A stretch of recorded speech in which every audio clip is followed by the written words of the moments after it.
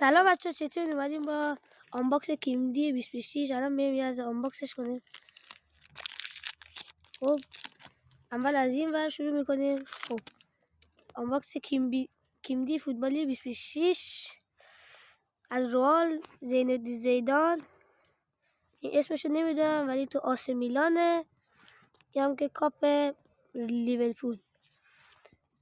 این هم که از آرژانتین تو اینتر بازی میکنه. اوورالش هم 86. آره اوورالش 86 و بعد چی در اومد؟ کاپ رئال مادرید در اومد و 15 تا فکر کنم چمپیونز لیگ بشه. خب این بهترین کارتون بود.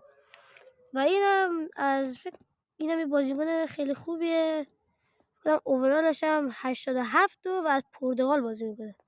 بچه امیدوارم از این ویدیو خوشتون اومده باشه و همینو میخوام بریم کلش میخوام بریم به چند نفر بفروشیم و همین ویدیو رو میخوام در وضعی. خب ببینید بچه حالا بذار نگاه کنید.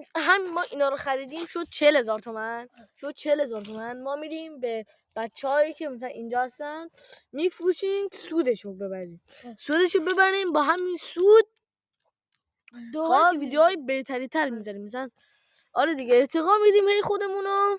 خب آره دیگه خودمون هی ارتقا میدیم. اصلی نه این که یکم گرونه بخاطر اینکه زیاد پیدا نمیشه.